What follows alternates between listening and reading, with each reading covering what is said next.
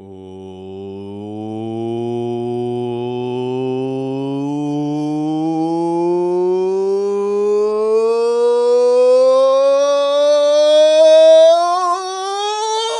to the Russ Joy Show.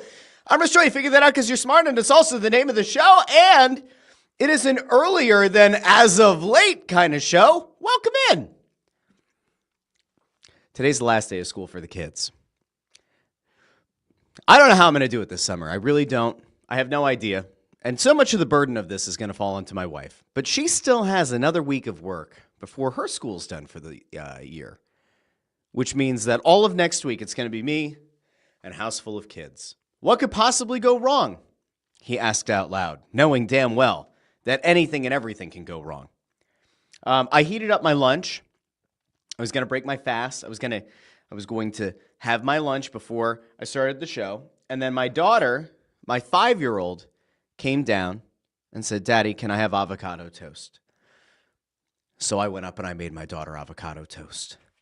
And then I realized that there were a couple of things that had to get done cleaning in the house. By the time I got back, I made my coffee. That was important. But by the time I got back down here, I realized that I'm going to smell the wonderful smells of a homemade chicken fried rice that I meal prepped a couple weeks ago. And I'm going to have to smell that the entirety of the show. And then when I get done, I'm going to have to rush to eat that. I'm going to go out, I think I'm going to go get a gift card for the bus driver. You always thank the bus driver at the end of the school year. The teachers get gift cards, but nobody ever thinks of the bus driver. So we're going to hopefully go do that. And if he's watching, sorry that I spoiled it. Sorry I spoiled the surprise. We'll be getting a gift card here in a little bit. Anyway, it's the end of the school year. And I was thinking about today's show earlier today because I was listening to Fightin' Words. And as you know, on Mondays and Fridays, when Fightin' Words drops on their YouTube channel and on the Joy Media YouTube channel, I tend to stay away from talking about the Phillies a lot because they go into granular detail. And I don't want to rehash a lot of the things that they talk about. You know, it's part of that media network synergy thing we have going on here. So as much as I would love to dive into the damage that has now been done to Jesus Luzardo in back-to-back starts, I'm not going to, despite the fact that I might want to talk about what an absolutely horrific season and lack of development I've seen out of Bryson Stott this year. I'm not going to talk about that. I'm not going to go into Crawford getting pulled from the lineup last night at Lehigh Valley and whether or not that could portend good things to come in terms of him getting a call-up to the Major League roster. We're not going to talk about Trey Turner and how now national media pundits are talking about the fact that Trey Turner should probably move to center field because he's playing subpar at best defense at shortstop. No. We're not going to get to any of that because you have Fightin' Words to listen to for all that. No. Today's show is going to be a weird one, but a good one, but a weird one because we're going to go all around. We're going to go to national media. We're going to go into what's happened in the NBA Finals, most recently last night with Tyrese Haliburton having a hell of an end to that game.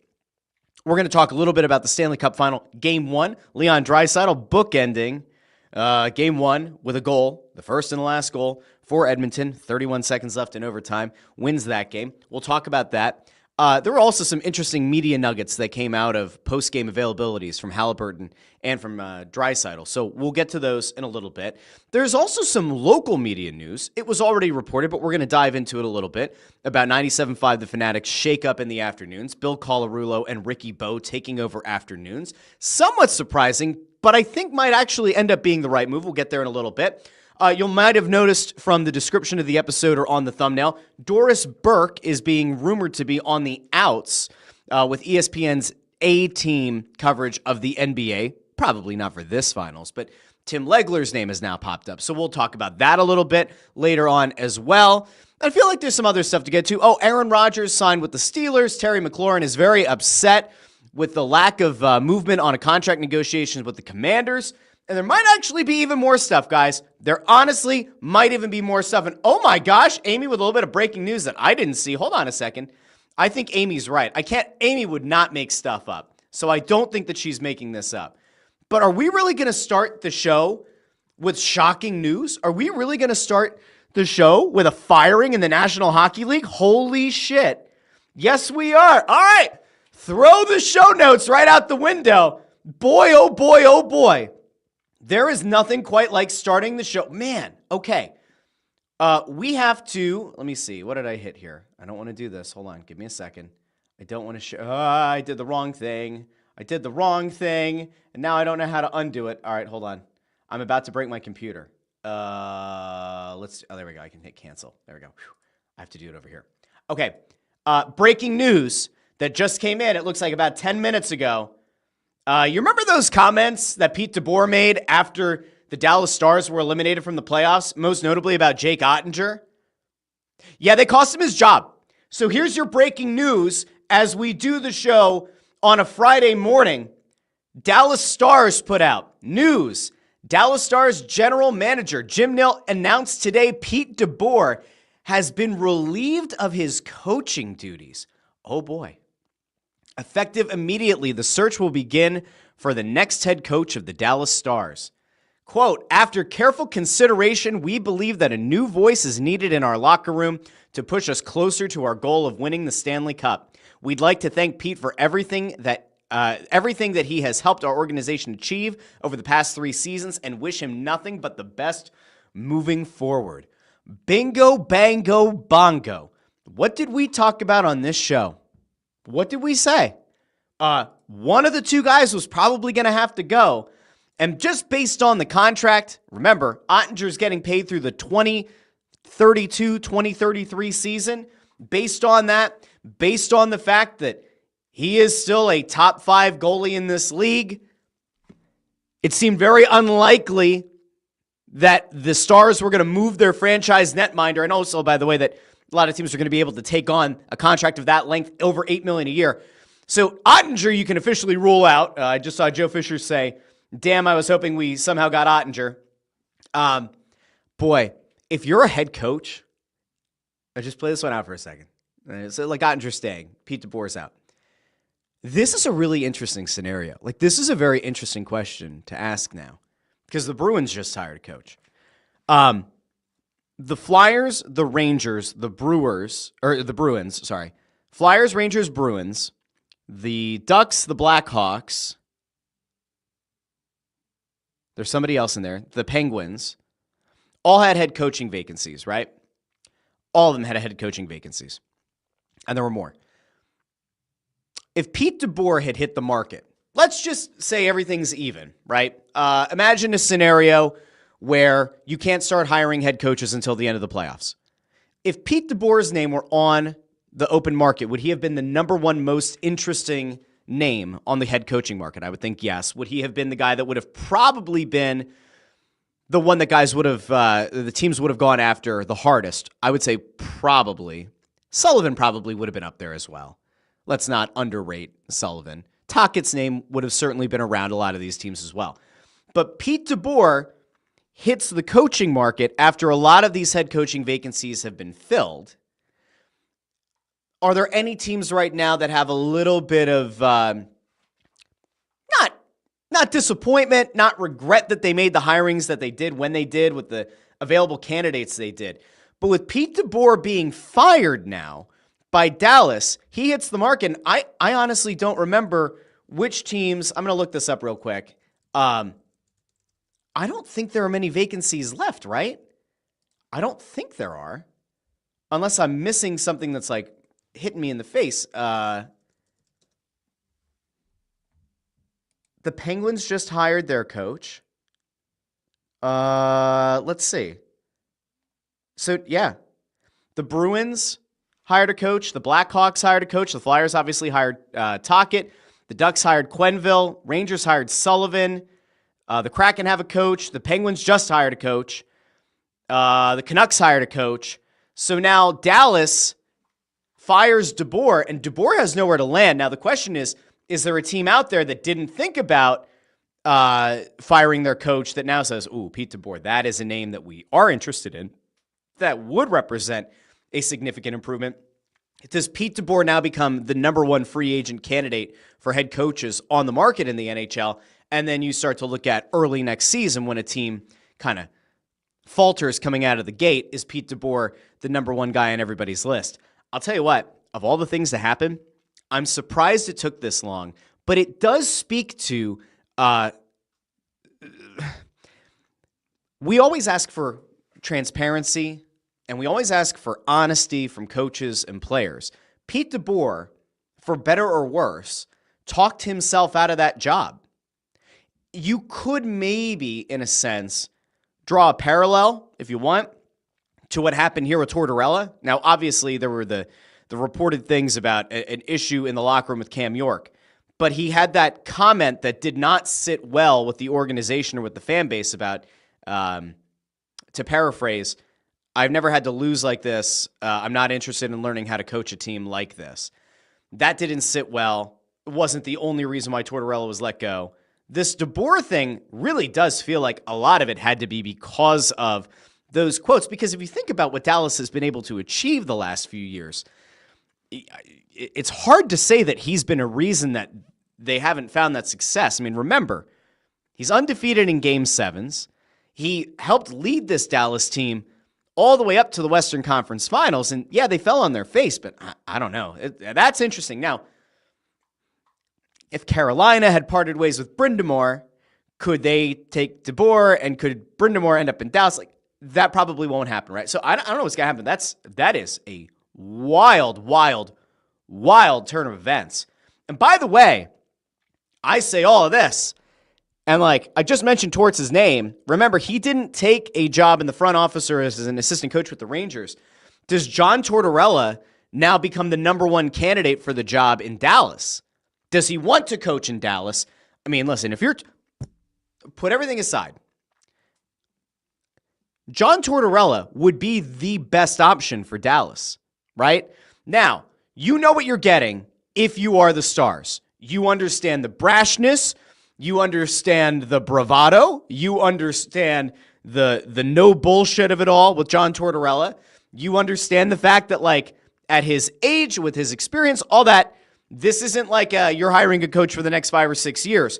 But if you're looking to get a guy who's going to raise the floor of your team, which is already very high, and probably raise their ceiling as well, if I'm Dallas, I hire Torts.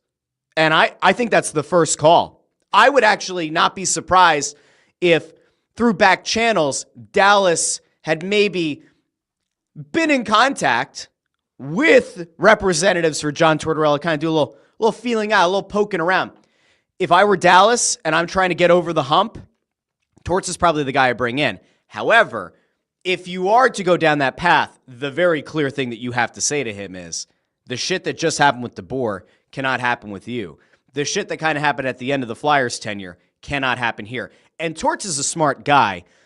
Think about the teams that he's had the most success with. They've had very, very good netminders. Jake Ottinger happens to be one of the best goalies in the National Hockey League. It is an absolutely perfect fit. Now, would it go over well if the players were already worried about how brash and harsh DeBoer's comments were after being eliminated? Are they going to love having John Tortorella in that locker room? I don't know. But from a management perspective, that to me is the way to go. I'll tell you right now, if I were Dallas, my first and only call would be to John Tortorella. I wouldn't go have a lengthy head coaching search. That's the guy. And if you're Torts and you can take over a team that just got to the Western Conference Final, has a legitimate netminder, has a bunch of guys who are very, very talented. You have a stud of studs in Mikko Rantanen. You just re-signed one of the best up-and-coming young centers in the league at Wyatt Johnston. You have legitimate blue liners in Heiskanen and Harley, a bunch of those guys. That, to me, is a match made in heaven. Pete DeBoer, I don't know what you're doing, man. Oh, boy. That aged like spoiled milk. By the way, I don't know if I brought this up the other day or if I brought this up when we talked about Pete DeBoer last, but you guys know who Pete DeBoer looks like, right? Like, I'm pretty sure that I might have brought this up before, and if I didn't, I'm going to show you this, and you're never going to unsee it.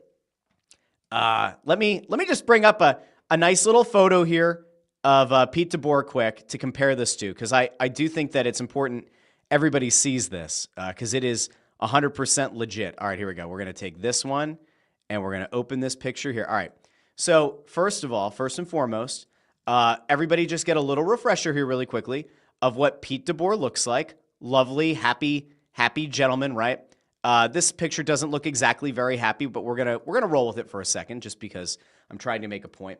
So here's Pete DeBoer. Throw him on the screen now. This is Pete DeBoer. And who does Pete DeBoer look like? Ladies and gentlemen, I present to you somebody from many of the 30-somethings childhood, and maybe for some of you older folks out there who have had children who fit this demographic. Here is Pete DeBoer. And who does he look like? Baby beluga in the deep blue sea. Oh, yeah. Raffy. You tell me that Raffy and Pete DeBoer don't look like they could at least be somewhat related. Pete DeBoer, Raffy. Raffy, Pete DeBoer. Now, Pete DeBoer looks sad in this picture, and I have to imagine that after he talked himself out of coaching a team that made the Western Conference Final, he's going to need a little pick-me-up. Might be time to turn on a little bit of Raffy. Might I suggest, I like to eat apples and bananas. All right, there we go. Please enjoy. Please enjoy that. Brian Knowlton asks, have you ever seen them in the same room together? JH says, I've never seen DeBoer and Raffy in the same room. Just throwing it out there. All right, so there is a little bit of breaking news to totally throw the entire show off, which is okay. I don't mind having the whole show be thrown off by a little bit of breaking news on a beautiful, wonderful, incredible Friday. But my God, like what an absolute mess, guys. What an absolute mess in Dallas. So now they've got to go out and find a coach, probably Torts, or at least a call should be made to Torts.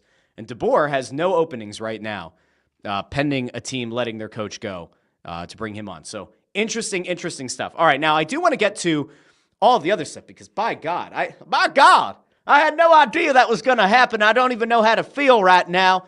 I feel absolutely devastated. Before we get into it, I do want to go out to the comments because that ultimately is the lifeblood of the show, and I think it's important that I shout out some people, and then we're going to get into all the media stuff. We're going to get into the finals in the NBA and NHL respectively, and we'll also get to the Aaron Rodgers and Terry McLaurin of it all before we wrap up and go off to a wonderful, wonderful weekend. I'm also going to throw the live comment feed down here into the bottom, so if you're unfamiliar with how this works, I'll try to get as many comments as I can on the screen as the show is going live. I won't get to all of them, but if you're on YouTube, Facebook, or X, remember if you're on X, you have to click the video first, go in Periscope mode, and you can put a comment there. Your comments will appear on the screen down below, so you can, tell somebody that you were on the stream of some guy that they've never heard of. That, of course, is Russ Joy of the Russ Joy Show, but maybe they have heard of me, and they've heard of the show because they're smart, and it's also the name of the show. Okay. Let's see. Chris Freed says D-Day plus 81 years. Wowzers. Is today's D-Day? Today is D-Day, isn't it? Huh. Shows you how aware I am of the world and everything that's happened in the world and world history. Yes, today is D-Day. It's also D-Day for Pete DeBoer. That's not meant to be insensitive. That is not meant to be insensitive, but it is D-Day. Torts is going to storm the beaches of Dallas. Are there beaches in Dallas? If there are, Torts will be there. Again, not meant to be offensive in any way. Let's see. Chris says, you should sing Blood on the Risers to celebrate this day. No. Says, speaking of Patriots, I like the move by Villanova football to the Patriot League. This actually makes sense in college sports, something that is rarely said these days. They're the ones who are going to become like the associate member, I think, if I remember correctly. Like they're sort of part of the Patriot League. They're not a full-on member because of the basketball team being part of the Big East, so they're like an associate member. They're part of it, but they're also not like fully part of it. While you bring up Villanova, though, this is actually something that was kind of cool that happened the other day, and I think I meant to bring this up on Wednesday, or maybe it broke on Wednesday. No, it actually happened yesterday. When we're talking about Villanova, which I know some of you don't believe is a Philadelphia school, and I really don't care because I'm not from the area. We all know I'm a Cole region guy. But there was something really cool that happened that I'm pretty sure that none of the other schools in the city can say. Remember Pope Leo? Of course you do. Remember we were saying, like, is Pope Leo actually a Philly Pope? I want you guys to see this in case you haven't seen it yet. Pope Leo met with a bunch of Italian Americans at the Vatican, and look what they brought him. They brought him a Villanova cap. He takes off the papal hat, which I should know the name of. It's not a yarmulke. Yarmulke is for our Jewish friends. I forget what the name of the Pope hat is. I'm sure that my father-in-law, the deacon's not going to be thrilled that I don't remember the name of the hat. But anyway, he puts on the Villanova baseball cap, and I don't know, listen. That's one of those things that kind of makes you feel warm and fuzzy in your tum-tum. You're just like, look at that guy. Philly guy, Pope Leo. Anyway, we'll keep going out here in the comments. JH says, Russ back to the mornings? I don't know. The summer is going to be weird. I have no idea when this show is going to happen. Because now I'm not only going to have to juggle the work schedule, the meetings, all the other work stuff, but now the kids are also going to be home, and there's a nap time to juggle in there, and there's like activities or camps and all the other, I don't know. But I appreciate all of you hanging out. Connor Buss says, Russ, I need you to do an impersonation of Trump and Elon having their Twitter feud. I cannot do an Elon. I was going to work on one. I have a really hard time with two accents, and it's only two. New Zealand accent and South African accent. I don't understand them. I don't get them. So I don't have an Elon. I do have a Trump, as we know. Elon, so sad. We're trying to stream the Russ Joy Show. It's a great show. In fact, it's one of the top Philadelphia sports shows that is on YouTube, and we love YouTube. But it's also streaming on X at Russ Joy. At Joy on Broad, but he can't stream it from the Russ Joy Show on X because you have to pay to have a premium account to do live stream video. Isn't that sad? It's so incredibly sad. That, by the way, was crazy. And I saw all these people saying, is this Kendrick versus Drake for people on in the right wing? And I was like, I don't know. If you don't like either of them, does that mean it's Drake versus Drake? I don't know. Hexram says, hi, Russ. Love you, Russ. Hey, Hexram. Thanks for being here. You're the best, I think. Let's see. JH says, every time I see it, I'm still so impressed with how hard the intro goes. Thank you, JH. I do appreciate that. Nick Johnson says, I'm going to go on a nice medicated run. I don't know what a nice medicated run. Well, good luck with that, I guess. Maybe this show is your medication. If it is, I actually don't know what to make of that.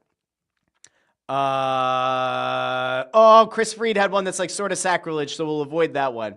Let's see. JH says, also the Phillies have been sucking, so nobody's going to blame you for not wanting to talk about the terrible baseball team. Yeah, it's brutal. It's brutal. But like I said, Ant and Bob, they did a really good episode of Fighting Words today. And Ant was in the car. He was going out to Pittsburgh. We were supposed to maybe try to do a Snow the Goalie today. We still might. I have no idea. If we do, Ant will probably be in the car. His wife, Maria, driving him. I'm sure she's not thrilled. She's supposed to enjoy a nice time going out to Pittsburgh. And she has to go with Ant, who's going to go spend however many days or whatever covering games, probably ignoring her. Very sad. She's a nice lady. She makes a hell of a pork cutlet, let me tell you. Let me tell you. And Ant had her driving this morning so he could do Fighting Words, part of the Joy Media Network. Go subscribe wherever you get your podcasts. Let's see. Connor Buss says, NBA Twitter's on a generational run with the finals matchup. I'm not going to show all the memes because the comedy part of my brain says that it's all fair game. But there's also like, how soon is too soon? If I make a JFK joke, is it too soon? I would say probably not. Now, can I get away with a John Wilkes Booth joke on this show? I think I could. Like if I told you last night that like watching the NBA Finals Game 1, Tyrese Haliburton seemingly not really that involved in the final few possessions, and then he gets the final shot of the game and drains a jumper that ultimately is the game-winning shot for the Pacers. If I told you that you may as well have called him John Wilkes Booth because he blew my mind, is that too soon? I don't think so. I don't think it is. It might be. I don't know. If there are any like Lincoln descendants here, they might feel like it's too soon. I don't think it is, but maybe it is. Anyway, we'll get there in a second. Let's see. There are a whole bunch of things here about Dallas, so we're going to skip those for now because we already got there. This is an interesting one, though. Joe Fisher says that with DeBoer leaving, that probably means Robertson isn't going anywhere either. I have heard in a couple of days since I did the show on Wednesday that there are definitely people who think that it's all a misdirection.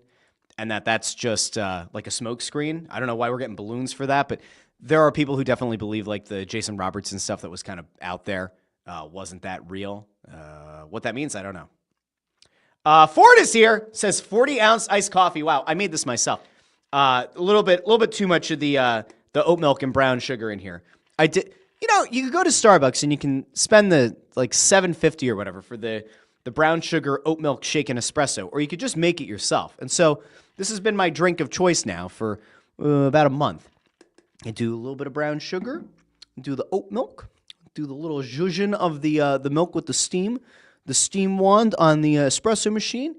You hit the espresso, and then I like to practice the latte art a little bit, even though it's useless for what I'm doing here, because obviously there's none on here. And I do a little bit of latte art, and then I dump it over the ice, and this is one of my favorite Starbucks cups. It's the one that looks like the cup, but it's like double whatever, insulated whatever. But this is my beverage of choice, and as we're in the summer, it's going to be iced coffee from now until I decide otherwise. Okay. Bob Wright says, I think the Flyers would have had obvious interest in DeBoer, but I don't think he would have had interest in the Flyers. Yeah, I don't know. I guess we'll see. Rob South says, I think Tocchet would still be the Flyers coach based solely on the behind-the-scenes friendships between all parties. I think that Tocchet was going to be their number one guy no matter what. I don't know if it was just that, but I think he was going to be their number one guy no matter what. Jim Grasso says, Torts benching Rantanen. I'm here to see it. KW1323 says, moral of the story, coaches should never be honest or transparent if they want to keep their jobs. Might be fair. All right, let's see. Ford says, parents' kids soccer tournament last evening. Ford was a gazelle out on the field. Well, Ford, since our sons are going to play on the same team next year, that means that at the end of next season, we'll be taking the field together in the parents versus players game. And I can tell you that after a solid enough performance out of yours truly, I have a feeling that we'll also win next year. So I'm feeling pretty good about it. Feeling pretty good. Steven says, the first game of the Cup final was incredible. We're going to get there in a little bit. Listen, the conference finals in each league sucked ass. Like, were legitimately atrocious. Which I guess is a good way for us to go. Like, I think that's a really good way for us to kind of go into this, okay? Hear me out, okay? Hear me out. And Ford is asking about what team my kid is on. Ford, go into the app. You should have the app by now. If not, I'll shoot you a message later. Our kids are on the same team. At the beginning of the postseason, right, we talked about the fact that the NBA and NHL playoffs were incredible. The first round, incredible series. And so much so that you would say, like, at least in the NHL, it was maybe the best first round that I have seen in years. And on the NBA side, there were a couple of series that underwhelmed, but for the most part, like, really solid. When we got to the conference finals, it sucked. I mean, it just sucked, right? The Hurricanes weren't really competitive against the Panthers. The Stars weren't really competitive against the Oilers. In the NBA, God help us, the Knicks really never seemed to have much of a chance against the Pacers, which seemed kind of shocking. And for whatever reason, Anthony Edwards and the Minnesota Timberwolves pretty much rolled over and died against the Thunder. So the conference championships were awful. But game one of the Stanley Cup final and the NBA finals lived up to the hype and exceeded it. Now, you will recall that on Wednesday's show, I think it was Wednesday, I gave you some predictions. And I said, listen, I think it's entirely possible that Oklahoma City could sweep, but I'm not going to say that. And I said, I think 5 games is likely, 6 maybe. And I said on the Oilers and Panthers series that I could see that series ending, a short series like 5, just as easily as I could see it going 7. I ultimately still think that Florida is going to win the Stanley Cup, and I still think Oklahoma City is going to win the NBA Finals. But somebody tweeted at me last night. I forget who it was, but somebody tweeted at me last night and said, you're going to get both of these finals wrong, aren't you? And I was like, you know what? I might. And let's not forget. I like to call people out when they make shit up. I like to call people out when they backtrack on the things they say. I have now reiterated again. I think the Panthers and the Thunder are still going to win the Stanley Cup and NBA Finals respectively. Those series might go longer than I expected. Now, is it possible? Listen, OKC can be a buzzsaw. They could easily win 4 games in a row. But Indy is a very scrappy team. We're going to get to them in a second. And in the Stanley Cup final, listen, I said to you guys, I said it here and I said it on Snow the Goalie, I don't think that Skinner is as good as he's played this postseason. And I still think that there is a non-zero chance that by game 3 or 4 of this Stanley Cup final, Skinner gets pulled. I would not be surprised. I am not a big believer in Edmonton. Now, they go out tonight, and if Edmonton wins and they go up 2-0, and then you have Florida on their heels, and then you got to win 4 of the next 5. That's a tough thing, but Florida's still a very, very good team, so I wouldn't rule them out. I'm going to stand by my predictions. I'm going to stand by what I thought was going to happen, but I will note that the 2 teams I didn't think were going to be able to win game 1 or ultimately aren't going to win their series, they did a hell of a job. And so that gets us into everything that is happening, okay?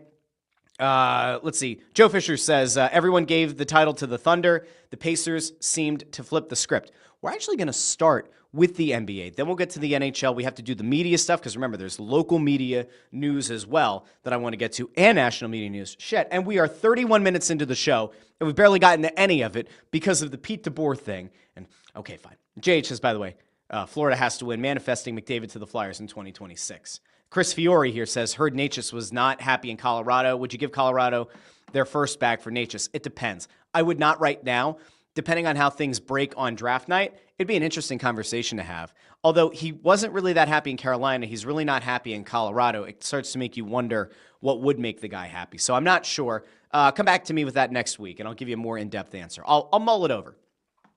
But, I want to go to this comment because Joe Fisher says everyone gave the title to the Thunder. Pacers seem to flip the script. And I actually have a nice little back and forth that I think kind of speaks to just how much the media stood against the Pacers going into this.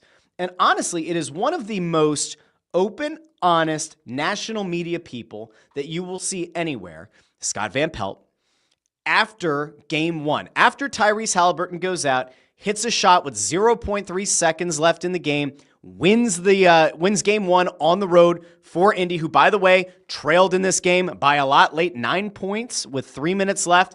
Felt like they kept fluctuating between double digits. They'd get it to within 6. It'd blow open to 13. I want you to hear this exchange between Scott Van Pelt and Tyrese Haliburton, because to me, this is everything that is right with good media people. This is everything that is right with smart media people who are open and honest and ultimately are able to get more out of their guests because they stand by what they said and they also admit face-to-face, I said this and I might have been wrong. I want you to hear Scott Van Pelt last night talking to Haliburton, and there's a little nugget at the very end of this clip that I think is absolutely sensational. It kind of speaks to the comment before about how the media had effectively given this to Oklahoma City ahead of time. So let's go out to Scott Van Pelt.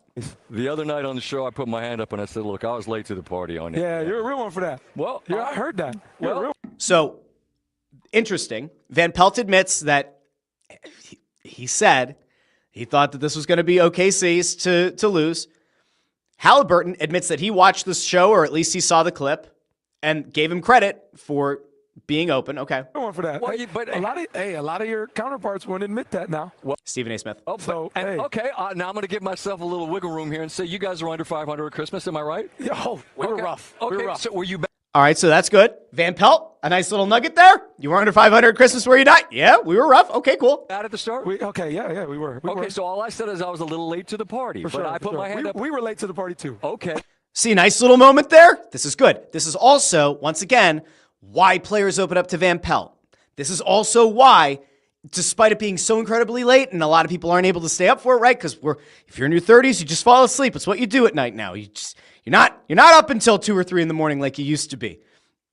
Anyway, good moment. We'll keep going. Well, and I'll be a real one right now. This is the thing that I was talking about, by the way, the comment about the national media giving this to Oklahoma City. Listen to this admission from Van Pelt. This is incredible. Every single note I had on this card getting ready for this show was about Oklahoma City winning this game. And I'm sitting. So he admits that in doing the show prep, every nugget, every factoid that he had on that card was aligned with when Oklahoma City wins game 1. here with you. It's an amazing show that you all are putting on, and the belief is amazing to watch as well. I appreciate you taking the time. Thanks so much. Tyrese Haliburton. I want you to think about that for a second, okay?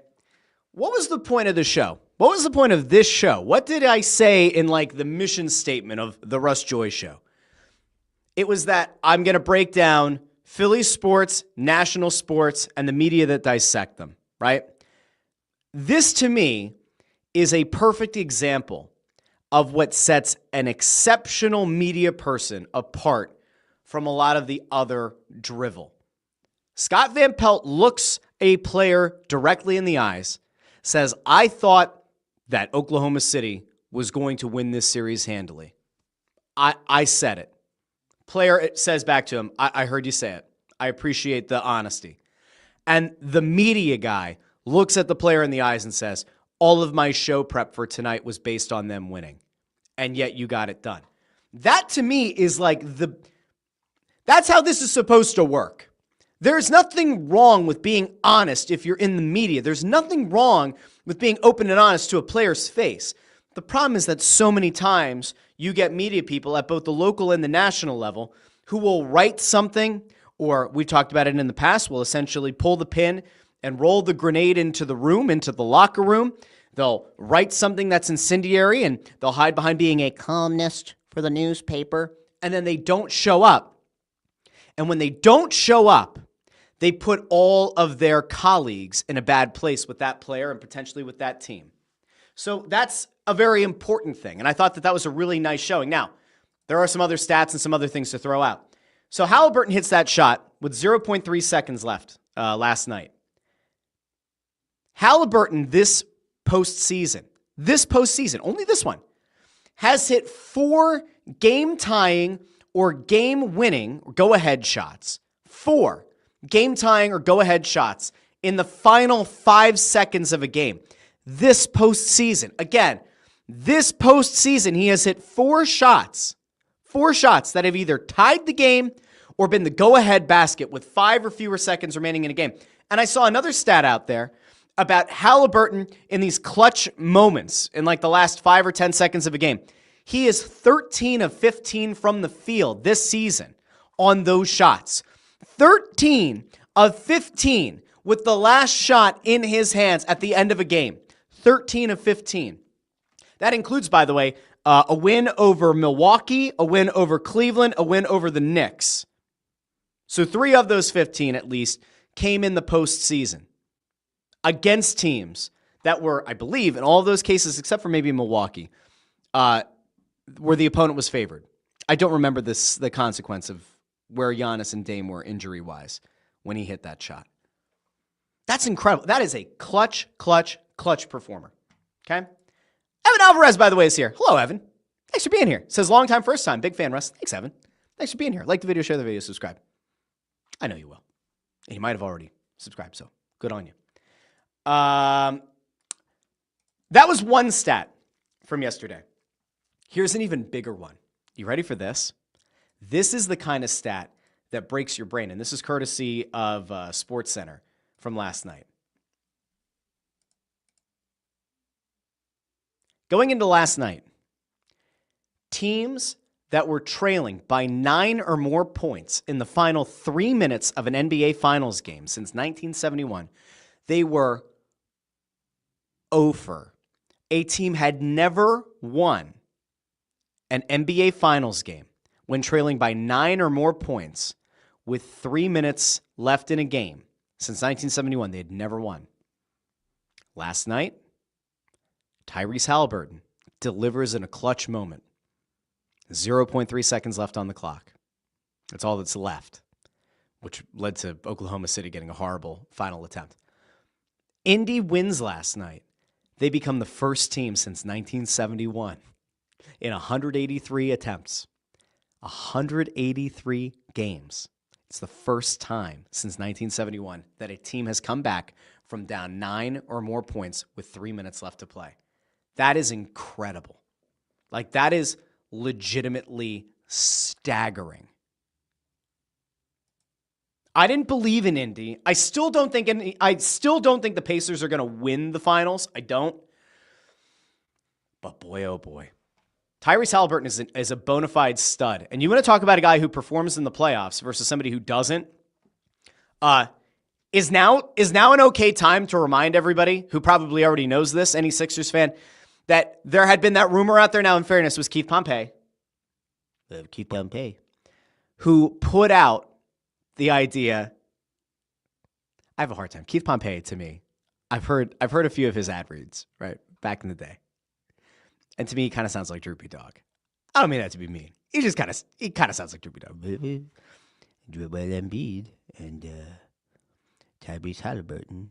But I don't know if you know this or not, but there was a time Daryl Morey could have potentially traded Ben Simmons, Tobias Harris, and Matisse Thybulle to Sacramento for Tyrese Haliburton, Buddy Hield, 2 first-round picks. And where did he go instead? Oh, that's right. Daryl Morey went and got his bro Chacho, James Harden. Went and got his bro Chacho, James Harden. That worked out really well here. Yeah. All-time great playoff performer, James Harden. That was great. That was fucking great. Awesome. Thanks, Daryl. Now, the national media have responded this morning. And that is where I want to take this to next, and we'll just keep this thing going. There was shock in Oklahoma City. Like, after Indy pulls off this win on the road, massive, massive shock. And so I want to go out to Windy because Windy was there, and they were talking about this last night on the telecast about how much just shock there was in the arena. But Brian Windhorst kind of gave some color to it this morning. Just want you to hear what he had to say, because it's pretty staggering. To see it last night, extraordinary drama. What's your first reaction? Terrible, terrible night overnight here in Oklahoma City, Greeny. That is putting it lightly. Terrible storms and a lot of upset people because Tyrese Haliburton is unequivocally having the greatest run of clutch shooting we have seen in the history of the sport. Let's pause there for a second. Think about that one. Mull it over for a second. The best clutch shooting performance we have seen in a postseason in the history of the sport. Is he wrong? I don't know. Kind of hard to argue. Again, he's won a game against each team in each series this postseason with a last-second shot. Kind of hard to argue there. So you know about the 4 shots with inside 1.3 seconds just in the playoffs. But Greeny, I'm going to tell you that this season, Tyrese Haliburton is 12 of 14. 12 of 14. He's actually 13 of 15. Inside 2 minutes in the game to go ahead or tie the game.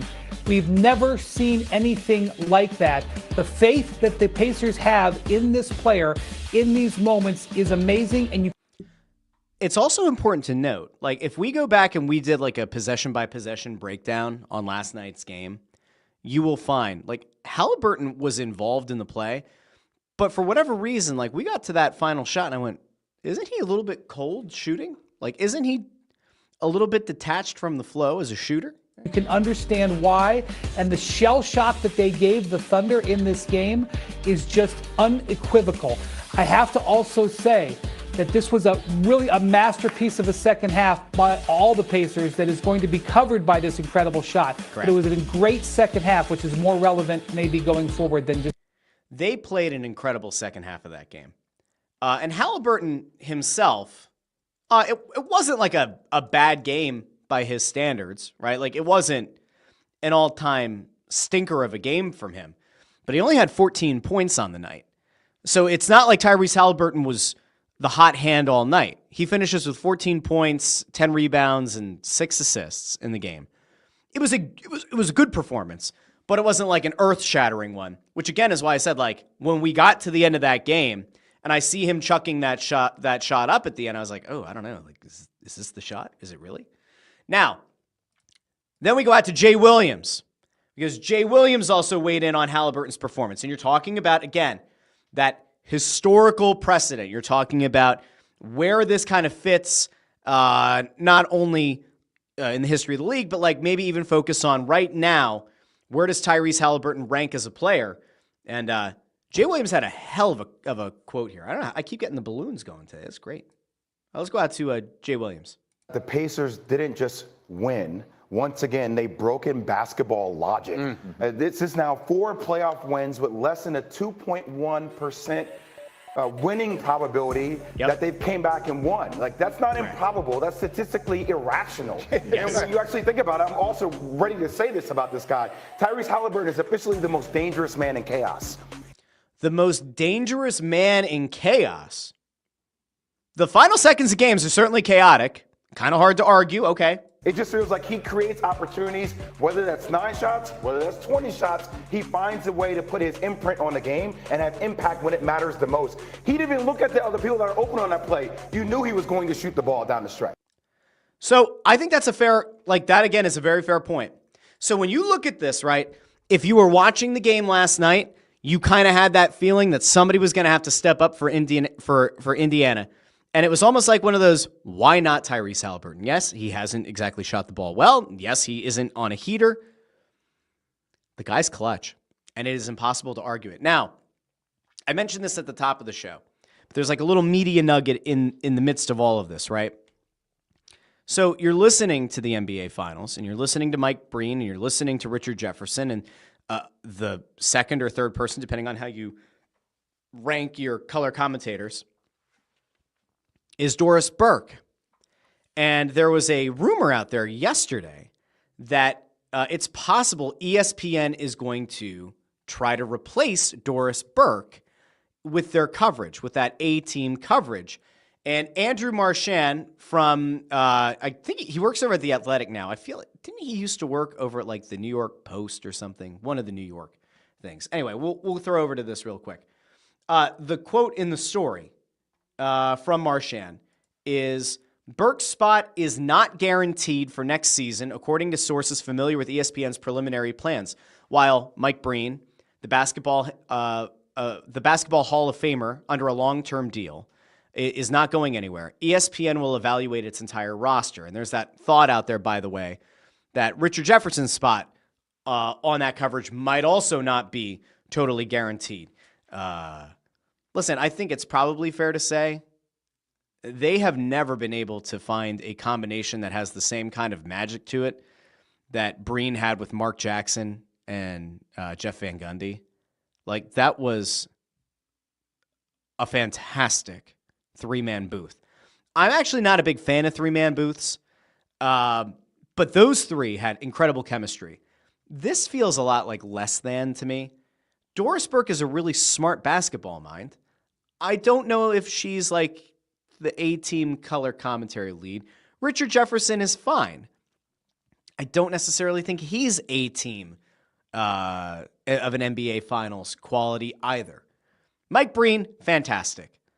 I'd put him right there with Kevin Harlan. I will always have the thought that like Kevin Harlan to me is the guy who can get you the most energized to watch just about any sport. If Kevin Harlan called marble races, I would listen to it. I would watch it. Mike Breen is fantastic. It doesn't mean that Doris Burke isn't very good. It doesn't mean that Richard Jefferson isn't very good. I just don't think the three of them mesh particularly well. It feels less than to me. So I wouldn't blame ESPN if they look at trying to make a change next year. What that's going to look like, I don't know. I also don't remember what Reggie Miller's status is since TNT lost the rights to the NBA. I don't know if he's going to Amazon or what. So that's a little interesting media nugget for you. Now, I do want to get to a couple of other things, though, because we have to get to the Stanley Cup Final. We have to get to Game 1 of the Cup Final because it was a bit of a doozy. It really was. It was a bit of a doozy because, again, I didn't think that Edmonton was going to win the series. I'm still not convinced that they will, but a 1-0 series lead with home ice advantage can certainly help. And Leon Draisaitl, who, gets overshadowed by Connor McDavid, he had himself a hell of a game, and he puts 2 pucks in the back of the net, scores 2 goals. He scores the first goal of the game for the Oilers. He scores the last game of the game for the Oilers, and he does so with like 31 seconds left on the clock. And so Draisaitl sat down post-game after Game 1. I want to go out to break down a couple of his comments, and then we're going to move on to the local media stuff, and then we have a couple of those national stories, and there's another national media thing that might be a great way to close out the show on a fun Friday. But real quick, let's go out to Leon Draisaitl, because again, massive performance, and he is going to be 100% critical to their chances of potentially taking a 2-0 lead and or ultimately winning Lord Stanley's Cup. Let's go out to Draisaitl here from postgame the other night. Well, Leon, congratulations. Obviously, Game 1, very exciting. After what happened last year and losing in 7, what did you think some of the differences were here in Game 1 for you guys, as resilient as you were?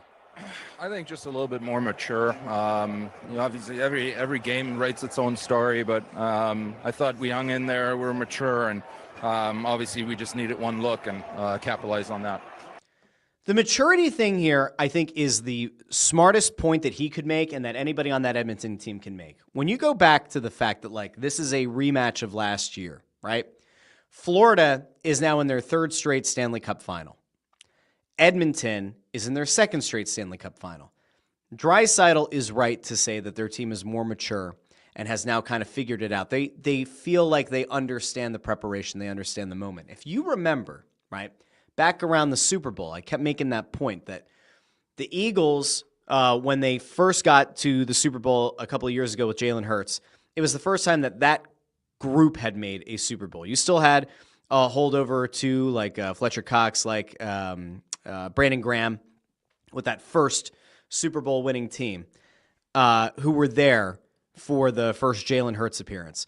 But it was a mostly younger team that had never really been to the pinnacle of the sport. And so then when you looked at this past Super Bowl, I said, well, you now know what to expect. And the majority of that locker room had, or the most critical pieces of that team for the most part, had already been to a Super Bowl before. So they know everything that media-wise, the spectacle of preparation for the Super Bowl, like everything that surrounds it. You have a better mental space to operate from. And if you haven't been there before, or it's been a long time since you've been there, or a lot of the guys on your team haven't been there, they don't really know how to prepare for that final game, or in this case, a series. But because Edmonton was there last year, they had something to learn, and now they go into the Stanley Cup final with home ice advantage, and maybe they feel a little bit more confident, a little bit more locked into who they are. So, okay, we'll keep going. At any point, especially in the 3rd and in overtime, did you find that they weren't finding their legs and you guys smelt a little blood? It looks like you really took it to them there. I don't know. I mean, I think we had our push. I think they had their little push in overtime. I think at the end of the 3rd, our legs started to come a little bit. But I thought it was a fairly even game. Leon, the play. And that's honestly where I want to leave Game 1 of the Stanley Cup final, because ultimately you have a very evenly matched series between two teams that do both have the ability to win a Stanley Cup. And Edmonton, we all know, has the best player in the series in Connor McDavid. You could even make the case that they have the second best player in the series in Leon Draisaitl. I ultimately think the goaltending is going to be the thing that haunts them. But maybe it won't. Like, maybe this will be the year that the Cup finally returns to Canada. And Edmonton gets to celebrate, and Florida isn't going to blow it up. Florida's going to, well, Sam Bennett had 2 goals. And all you can think is that Sam Bennett's price is going to continue to go up. And again, it feels very much like he's either going to remain in Florida, where there's no tax, or he's going to go up to Toronto, and they're going to have to give him a serious bag. Speaking of serious bags, you got Connor Allen over here saying future flyer Connor McDavid, and Evan Alvarez says 13-year, $286 million deal with a $22 million AAV. Book it, bring him home. About Connor McDavid. Would certainly be something. Now, that was the Stanley Cup final. We're going to get to it a little bit more in depth next week. I want to bring it back local. So I have 2 other media stories. I have a couple of things from the NFL, and then we're going to head out of here. How do I want to do this? Let's go with the local media news first. So we talked about this on the show at some point in the not that long ago. I think that we really, really briefly touched on this at some point. But there was a big shakeup in the afternoons over on 97.5 The Fanatic. Now, if you remember, we talked about when Tyrone Johnson got let go from The Fanatic, and the best show ever, which was the dumbest fucking name in the history of Philadelphia sports shows, a genuinely stupid name, and they added a question mark to it, which the resounding response was no, not the best show ever. When Tyrone got let go, the question was, all right, well, who's going to replace him? And we talked about the fact that like Josh Innes was talking about putting in for the job, but he never felt like he actually had a shot at it, and that maybe they already kind of had it preordained in their mind who they were going to hand that job off to. And I said at the time that like the least rock the boat kind of move would have been to take Mike Missinelli from the middays and push him into the afternoons where he had been for a good long time if he were willing to make that move. And ultimately, like, I don't know if he was. I don't know if they broached the subject with him or not. But I thought that, like, all right, they might just shift Missinelli. And I thought what they could do was have either Salchunas move off the morning, or they would have Bill Colarulo kind of take the lead chair on the midday show. It's like, all right, if you do that, you're giving one of those two guys, or maybe put them together, you're giving those guys additional seasoning while Missinelli kind of like holds down the afternoons. And then for once, the Fanatic could maybe have a pipeline to the next person that's going to take over the afternoon. But what we ended up finding out is that, well, no, Salchunas is remaining in the morning. Colarulo is now moving to the afternoons, and he went to Twitter, X, and he talked about what the show is going to be. So we're going to roll this one out real quick.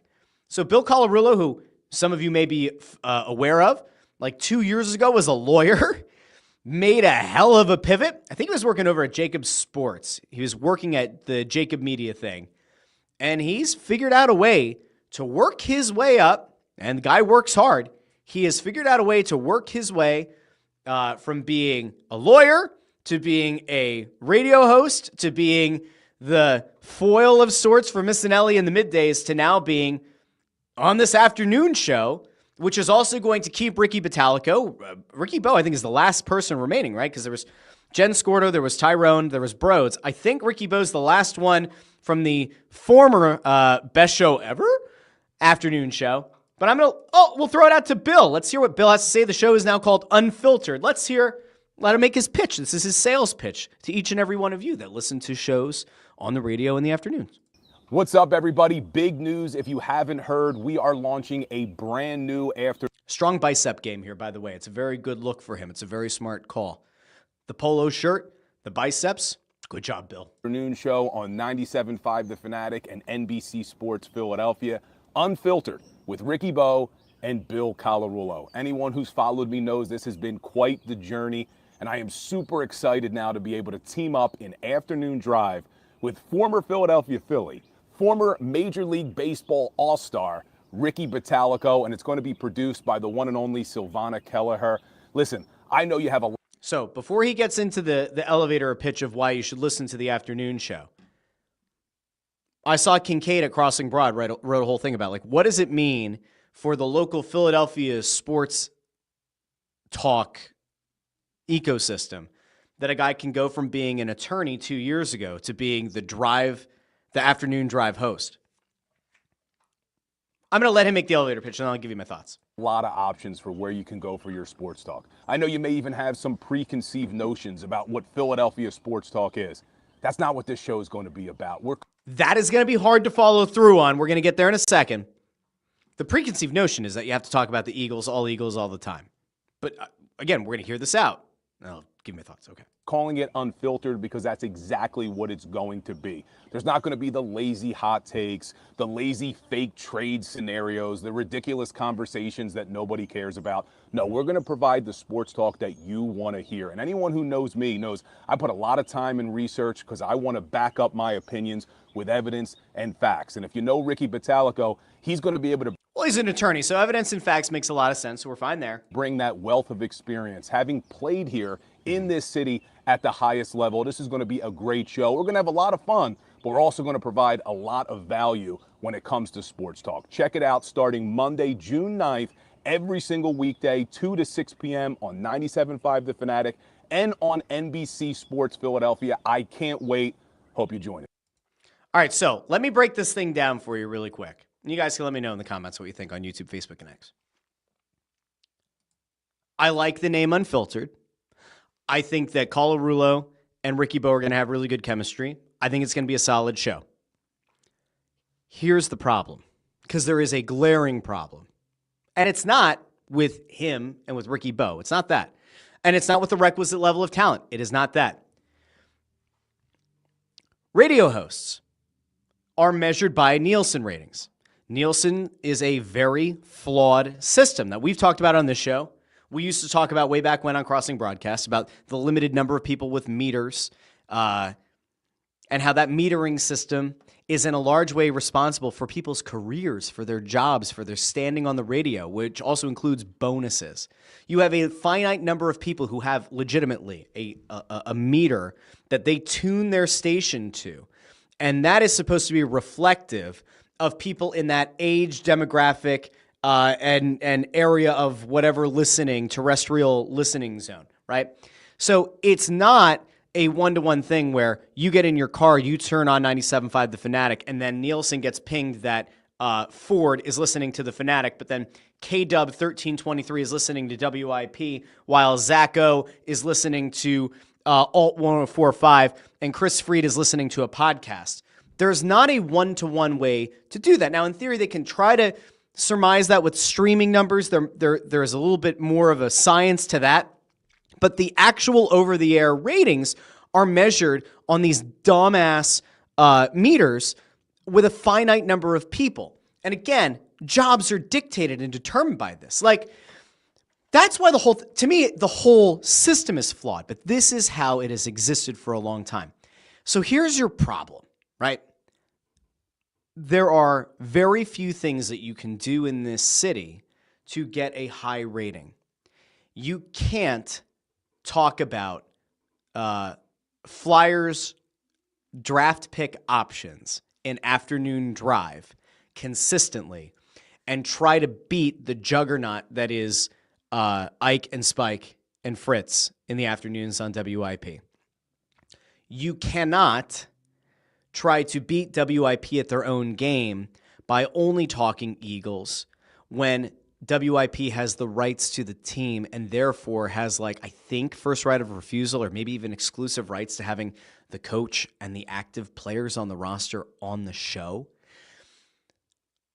So you can't run head to head in the same way with having those people on. You can't do a full pivot and say, well, if WIP is going to talk about the Eagles and all Eagles all the time, even when Eagle season isn't going on, we're going to talk about the other teams. That stupid little Nielsen thing, those stupid old meters, that stupid system of evaluating, that could cost somebody their job. So it's a very, very hard thing to work out. I fundamentally would like to believe that if the Fanatic did try to pivot and do something fundamentally different, and maybe that's a combination, maybe that's a fusion of the local sports and some national sports, and just like entertainment in its entirety, that might be more of a winning formula than what they've had so far. Because again, I don't like to belabor the point. WIP's morning show is an absolute juggernaut. It was when Angelo Cataldi was there. It's remained a juggernaut since he's left. Their lead-in into the midday show is gigantic, right? They leave the air and hand it off to Giglio and Hugh Douglas with a huge lead over what the Fanatics morning show is able to hand to the midday show. Now, will Missinelli, without Colarulo on his show, somehow be able to, I can't imagine that people were not listening to the midday show because they didn't like Colarulo. I cannot envision that's the thing. So is there going to be a midday bump now if it's just Missinelli? Like, I don't think so. If somehow that does happen, all right, are you then handing a stronger lead-in in theory to the afternoon? I guess. But like, when that number remains consistent and when people are tuned into one station and they just let that shit ride all day, you have to give them a reason to turn the dial. Now, in fairness, changing the afternoon show might drum up interest. And like Colarulo and Ricky Bo are going to have one real shot at this, right? And for better or worse, it's happening June 9th. The Sixers aren't in the finals, right? The Flyers aren't in the Stanley Cup final. The Phillies are kind of floundering again. The Union are in first. But, like, there's not a lot to draw people in. And so it's a hard time to start a new show. And I do wish them the best. And I think, again, like, the actual quality of the show is probably going to be high. But how do you get people to change their habits? How do you get people to change off of the station they've been listening to all day or they've been tuned into all day? And is there a way? And do you give them a reason? There are things, I will once again bang the table. There are things that the Fanatic could be doing right now that are not particularly hard, that are not particularly complicated, that would significantly improve their reach, especially with the demographic they're trying to reach. They still haven't done it. I don't know what the fuck they're doing. But there are things that the Fanatic could be doing right now that, like, I see plain as day. And then I have talked to a few people who are no longer on the radio but are still involved in media. We all say the same thing to each other. Maybe Bill will figure it, like, maybe Bill knows. And now maybe that Bill takes that job in the afternoon. Maybe he'll have some more influence. I have to imagine somebody is going to realize the very clear low-hanging fruit that they have available to them that they have still failed to execute. We'll see if they do.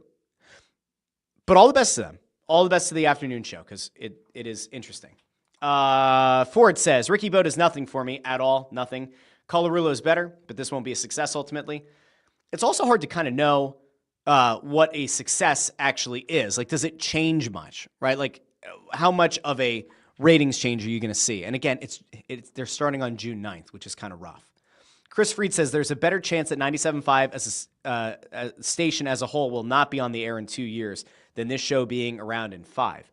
Well, just based on the fact that, like, there's so much turnover, you need to be an absolute behemoth on the radio to have longevity in that industry. It's hard. It's legitimately hard. K-Dub says, wish 97.5 would make themselves listenable and a legit alternative to WIP. They're not going to. And again, a lot of it just comes back to how the ratings are measured. For better or worse, they're not going to not talk about the Eagles just because WIP does. Zacho says, Philly Sports Radio never talks about the Flyers and what they do. They don't know what they're talking about. I'll just stick to my podcast. And that's fair. It's a totally fair critique. But again, it's not going to move the needle. Like Flyers talk, you should be able to mix in, but they're not going to do it. Whatever that, I don't know, make of that what you will. Jim Grasso says, change the format, make them 2-hour shows. That's not a bad idea. Going with more hosts where you're kind of freshening things up. I always like the idea of like the rotating cast. Go back to the Monday Night Wars of WCW versus WWF at the time. Nitro, I think when it moved to 3 hours, they switched their commentary team mid-show. It happened the other night with AEW when they did their 4-hour block of Dynamite and Collision. They swapped out the announced teams between Dynamite and Collision, even though it was part of a 4-hour special. Like, there could be a thing there where you do somebody from the morning show stays on, hosts middays for like the first half. That person bails. The afternoon person comes on, does a crossover. Like, there could be a way to do that and to be interesting. And again, there are things that they could do as a station that would make it a more interesting product, and they still haven't done it. Okay, now, I have 2 really quick things on the NFL, 1 national media thing, and then we're heading out for the weekend because that ultimately is what matters the most. All right, here we go. First up, in news that should come as a surprise to absolutely no one, news that we all expected to have happen, and news that ultimately did in fact break, Aaron Rodgers is going to be the quarterback of the Pittsburgh Steelers. Adam Schefter says the Steelers never wavered in their belief that Rodgers eventually would sign with Pittsburgh. Mike Tomlin loomed large in the entire situation. Tomlin was a drawing card for Rodgers and was happy to work with Rodgers' timeline. He's a major reason that Rodgers will be a Steeler. You look at that. You look at some of the weapons that they have added in Pittsburgh. I have a feeling that Rodgers is going to succeed there. That doesn't mean they're going to win a Super Bowl, but I do think that like Pittsburgh is going to be a much more interesting team now. So now you throw Aaron Rodgers with the Steelers into a division that already has Lamar Jackson and a very talented Ravens team, Joe Burrow, who I'm not going there, but Joe Burrow and the Bengals, who always start off really poorly and then they kind of get hotter as the season goes on. And then people go, oh, can you believe how they got themselves out of this hole again? How'd you end up in the hole in the first place? They're in that division. Oh, and by the way, Cleveland. Constantly trying to get better. It's going to be a fun division to watch. The AFC North will be a really fun division to keep an eye on. Now, when we bring it back closer to home here to the NFC East, this news broke yesterday from Jordan Schultz. Sources say that the Commanders might have an issue on their hands. All-pro wide receiver Terry McLaurin, Scary Terry, has made it clear to the team that he's frustrated with the lack of progress on a long-term deal. And then Schultz says, as previously reported, McLaurin unexpectedly left voluntary workouts after initially attending. It remains to be seen whether he'll report for mandatory minicamp. He's entering the final year of his contract. Talks have been minimal. If you're the Commanders, your number one most important thing that you can do is make sure that your best weapons are available all offseason, right? You have to. Jaden Daniels is trying to rev up and build on a very successful season, leading that team into the playoffs. He's trying to build. They, as an organization, have done a really good job of building that team up. And yet, you can't figure out a way to have a legitimate negotiation with your all-pro wideout, probably the most important weapon on your offense, for Jaden Daniels. Like, you can't get that figured out. Feels like a mistake. Now, listen, maybe Terry's idea here, apply just a tiny little bit of pressure, leave the voluntary minicamp, put a little bit of pressure back on the organization, hope that the quarterback maybe speaks up for him. If somehow this leads to Terry McLaurin getting moved or getting released and landing somewhere else, that would be cataclysmically bad for the Commanders. And again, it'd be even worse for the development of the young quarterback. So they got to figure that shit out. Now, there's one other story that I wanted to get to just really, really briefly. And this is one of the wildest media stories to happen in a while. This is a national media story. And I saw it yesterday. I went, oh boy. So I don't know how many of you keep up with like what happens on like satellite radio, what happens with people that have been in the national eyes and ears and everything in the past and remain there. And some of you might not even have known this person is still like had a national show. But Michelle Beadle was hosting a show on Mad Dog Radio on SiriusXM. And, well, she's not hosting the show anymore. She and her co-host, Cody Decker, are no longer with SiriusXM. Now, in fairness, they apparently knew that somebody was going to be getting brought into Mad Dog Radio. They didn't know the name of the person. They didn't know the timing. And they also didn't know that their show was going to be the one that was going to get the axe. Well, the news broke that Michelle Beadle and Cody Decker were going to lose their spot, I think by September, and that the person taking over their time slot on Mad Dog Radio is Stephen A. Smith. That didn't go well.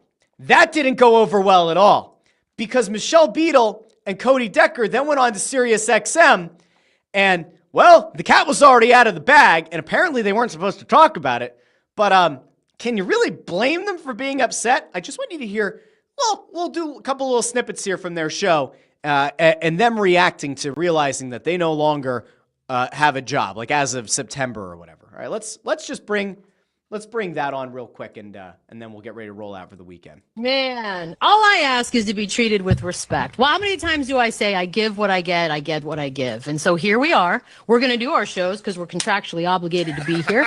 We're going to talk about Tibbs because, yeah, they fired him yesterday in the middle of this year's show, which we both reacted to very organically and genuinely, because as much as people had sort of been talking about it, it still felt very, very absurd after a 51-win season and just being eliminated from the Eastern Conference Finals. So they reacted to Tibbs getting fired, and then the next day, whoops. I've heard so many theories. I've heard so many buts, and it's time. And I will never agree with anybody saying that. I think that is absolutely absurd, stupid, short-sighted, and asinine. But then again, she really hates the Tibbs firing. But then here's where Here's where it gets good. What isn't? So, yeah, 888 Mad Dog 6 is how you can reach us today. Yeah. And it's going to be fun. It's going to be a fun few hours here. Yeah.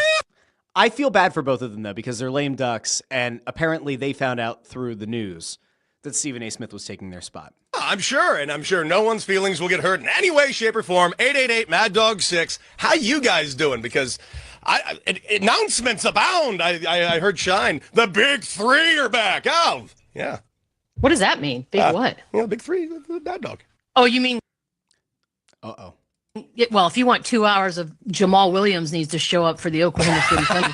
Wait, who's Jamal Williams? That's right, a guy who doesn't exist. And by the way, that's a shot at Stephen A. Smith. Like, that is a direct shot between the eyes at Stephen A. Smith because he went on a rant this postseason about how Jalen Williams, right, OKC, how he needed to step up, but he said Jamal Williams.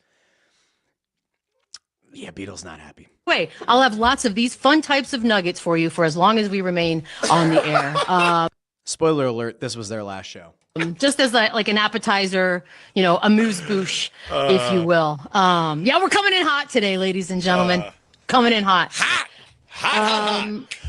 So they know the writing's on the wall. And so you have two choices. You can either go down with grace, I guess, and just run out the clock on the next 3-ish months until Stephen A. Smith takes the time spot, or you could do this. Yes, so the cat's out of the bag. I guess we're talking about it. We weren't supposed to, just as a heads up.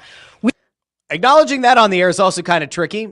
Acknowledging that you weren't supposed to talk about it, now you are. Okay. We were only given a few hours notice, but we weren't told any details. We were promised that no details would be released. We didn't even know who was taking our place That's rough. In the lineup. Just that it was going to be announced that new show was being added. Unbeknownst to us, the Hollywood Reporter, of course, had all the details. So it was a little embarrassing. I'm not going to lie. I've been in this business for 20 plus years. I've been treated poorly a couple times. This didn't feel good. So, in essence here, they were supposed to work for the next few months. Stephen A. Smith's supposed to take their spot. Beadle gets off the air and then apparently goes and does an interview with Michael McCarthy of Front Office Sports and says that she doesn't respect Stephen A. Smith, doesn't respect his work, thinks he gets stuff wrong all the time. There was something that was brought up in that article, I believe, about like their time together at ESPN. But she and her co-host, by acknowledging this on the air after I guess they were presumably told not to, ultimately cost them their jobs earlier than expected. And then you have the question of like, are they going to get paid now? Like they were presumably going to get paid through, I guess, the start of that new show in September. But like, was this a violation of their contract? And did they now just cost themselves 3 months of pay? Will that also affect any non-compete they have in place? It's all very interesting, friends. I don't envy these positions that some of these people find themselves in. Imagine being an on-air host. You're going out, you're giving it your all, and then you find out just before going on air or whatever, a few hours before going on air, that they're going to announce a new show. And then you're told, like, well, they're not going to say who's getting replaced, and they're not going to say what the new show is and all that. And then you read in Hollywood Reporter or whatever that, like, oh, it's your show that's getting replaced, and it's Stephen A. Smith. And if you're Michelle Beadle, who clearly doesn't have a lot of respect for Stephen A. Smith or his work, that's got to feel like a double gut punch. So that's rough.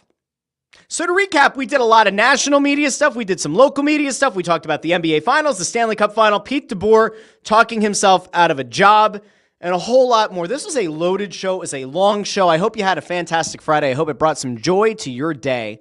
Do me a favor, like the video, share the video, and subscribe. Liking the video is massively helpful if you're over on YouTube. Sharing the video, you could share it to your spouse, to your significant other, to your friend, to I don't know who, but you could share it to whoever. It helps the show. Genuinely, it does. And when the show is over, you can go from the live comments, you can go into the regular comments, drop something in there. Let me know what you think about today's episode. Let me know about something you agreed with, disagree with, something you're looking forward to in the NBA Finals, the Stanley Cup Final. Do you agree that Oklahoma City and Florida should still both probably go on to win their series? Do you think Michelle Beadle and her co-host were done dirty by SiriusXM? Do you think that 97.5's afternoon show is going to make a dent in WIP's lead? You can let me know all those things in the comments.